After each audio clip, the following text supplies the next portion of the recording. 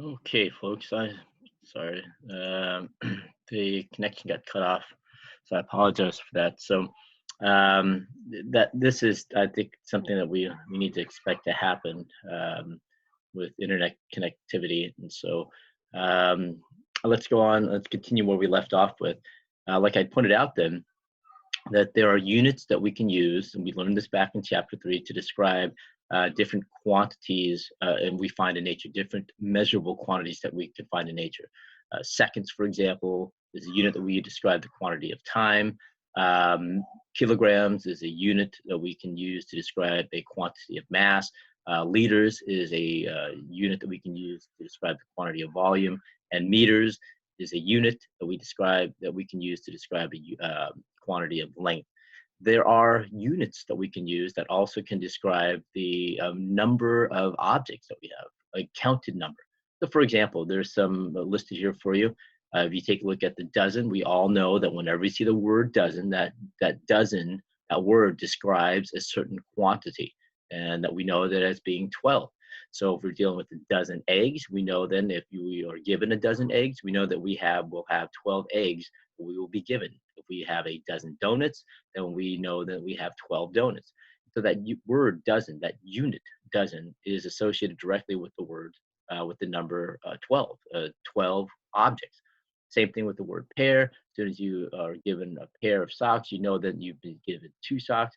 And so that word is also associated with a number of objects. And so there are other units that we can use to describe numbers of objects as well. So the ream, 500, gross is 144.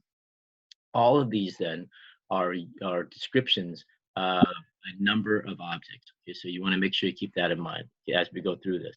Because when I introduce to you the mole, you're going to see that the mole also is associated with a certain number of objects.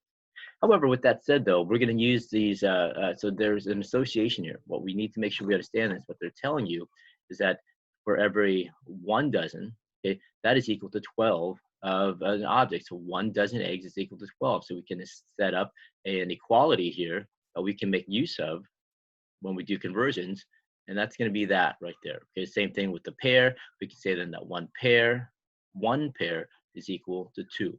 The reason why we do that is because I can just simply ask you this and you'll be able to answer it. And that is, if I had two dozens, then you know that you'd have to double this, the right-hand side here as well, to get 24. So there, as the left side changes, the right side will change as well. And that's going to be the basis for our conversion. Okay. All right. So let's go ahead and let's practice this a little bit and kind of review conversions here using this unit, this counted quantity unit. Okay, and so with that said, then we have the dozen. And remember, any conversion factor can be established as long as we have a defined value. So in this problem here, in the problems that we'll be doing in just a moment, we're going to say then that one dozen is going to be exactly equal to 2 kilograms, okay, that mass of apples. And so only in this problem does this equality exist. Same thing also, only in this problem, we're saying then that a dozen apples is going to be equal to the second unit here that we will refer to bushels. So we have two equalities that we have set up that we can use to help us do our conversion. Okay? And remember, with conversion factors then, when these are equal, what we can do is we can set up ratios. We can set up these fractions here that will relate both sides of the equal sign. Now, since both sides are equal, make sure you remember that each one of these conversion factors will be also equal to 1. Now, if you cannot remember that, please make sure you review that in chapter 3. And then, like I said, come by in the afternoon with our Zoom classroom, and I'll help you review that. Okay, but make sure you keep that in mind. Okay. All right. So with dimensional analysis, remember, we learned back in chapter 3, this is a tool that we can use to help us to convert from one unit to another, one description of quantity to another description in a different unit, but the quantity still stays the same. Okay, so we're only changing the way that we describe the quantity. And we can do that using these conversion factors. And these conversion factors are the ratios, these fractions that I'd mentioned, that relates the two units, involved, and that these conversion factors, remember, are always equal to 1 because by definition, they are equal to one another. Okay? And then after that, then setting up these conversion problems will be simple. You're going to basically multiply the ratios through, make sure that you set up the ratios correctly so that the units cancel out. You end up with the units you want to end up with. Okay. Remember, there are 3 basic questions that you want to ask There are three basic questions that you ask as you go through the conversion itself. That is, what unit do you start out with? What unit do you want to end up with? And then the conversion factors that you're going to need in order to convert from the starting unit to the end unit. Okay. Oh, excuse me. All right, so let's try a problem here. Try a problem. Let's read this problem here and make sure you understand then that as you read the problem, you want to answer the three questions that were given to you. Okay, so that is, what do you start out with? What is the unit that you start out with? And now remember, we have what unit we want to end up with, and then also the conversion factors that you need. Right. So if you read this problem here, okay, you're going to notice then that this is what we are starting out with. We were told then if we have 90 of these apples, okay, how much, so that's what we start out with. That's the starting. Okay. And what we want to end up with here is mass. Okay, so if you read this problem, then what we were starting out with, I'm sorry, the mass of these apples. So let's go ahead then and let's write that down and let's see what. Yeah. All right, so we start out with the unit that we start out with then are apples. And how many do we have? Now, this is not a typical unit that we will see, and you're going to see then that as we go through these problems, these conversion problems, you're going to have to try to identify that. Okay, so we have then, we're starting out with 90 apples. That's what we're starting out with. Okay, and what we want to solve for then is the mass.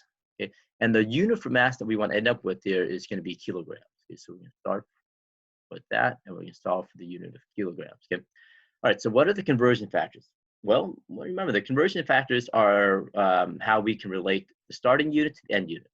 In the problem itself, we don't have any any relationships, any equalities that can relate the two, but we do know this. We were told then that we know that there are,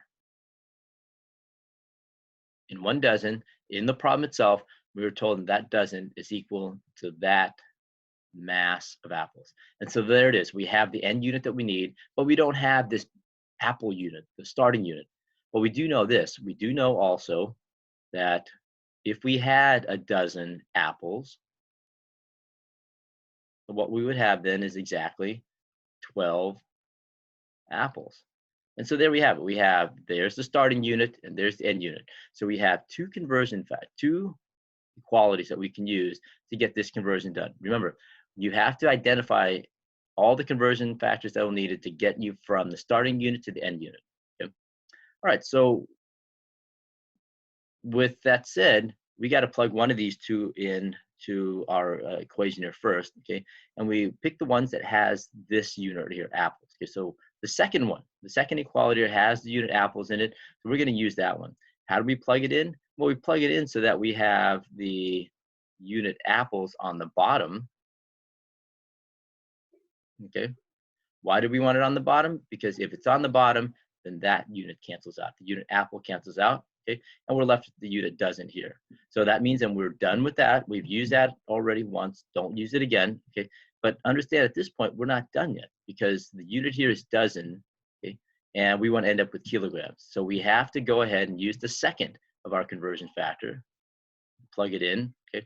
And so with that said, then we'll plug it in so that, again, this unit cancels out. So if we put 2 kilograms on top and 1 dozen on the bottom, the unit dozen cancels out. And then now you notice kilograms is on top here. We have kilograms on top there. So our unit analysis is done. We're done with the unit analysis. Okay. All right. So with that said, then, you plug that in to your calc. Now it's just a matter of plugging the numbers in your calculator. 90 divided by 12 times 2, and your final answer then will be 15 kilograms. Okay. So that is how we carry out this conversion. Okay. All right, so what I'd like to do then is on your paper, okay, go ahead, let's do number 13 in your problem set.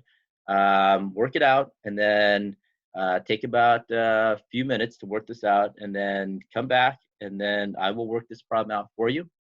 And then make sure you write out my solution on your paper as well. Okay, so go ahead, take about a couple minutes to work out this problem. Okay, let's go ahead then and let's take a look at what we have here. Again, what we want to do is identify, ask 3 questions. What do you start out with? What do you want to solve for? And what conversion factors that you have? Okay. So as you read this problem here, the question is asking you about bushels. Okay. Bushels of apples. They're asking you how many of those bushels do you have. And so hopefully you see then that that's what we end up with. We are solving for bushels. And I'm going a little bit out of order here, but make sure you understand that that's what they're asking you for. And so they give you this. Okay. So you're given the mass of those apples to start out with. So you have a 1 kilogram mass of apples. Okay. All right, so there's our starting unit. That's what we're starting with here. This is what we want to end up with. What are the conversion factors that will get us there? Okay. Well, we know this. We know then that we have 1 dozen, and this is from the previous problem. Okay. 1 dozen apples is going to have a mass of 2 kilograms. And we also know from a couple slides back that 1 dozen is equivalent to 0.2 bushels as well. Okay, so here in these 2 conversion factors, we have the unit kilogram here and the unit bushels here. So these 2 conversion factors will allow us to go from kilograms to bushels. Okay, so now we have to determine then which one comes first and how do we plug it in. Well, we start out with the unit kilograms here. So this is the only conversion factor, the very first one, that has kilograms in it. So we will plug it in as 1 dozen over 2 kilograms. And we want to do it that way. So we want 1 dozen over 2 kilograms, that the unit kilogram will cancel out. Okay, so we've used that conversion factor already. The second one then will be, we'll use the second one again. We'll plug it in so that the dozen unit here cancels out. So we'll plug it in so that it's 0.2 bushels on the top and 1 dozen on the bottom. That allows us to cancel that out, and we end up with bushels on top on both sides of that arrow.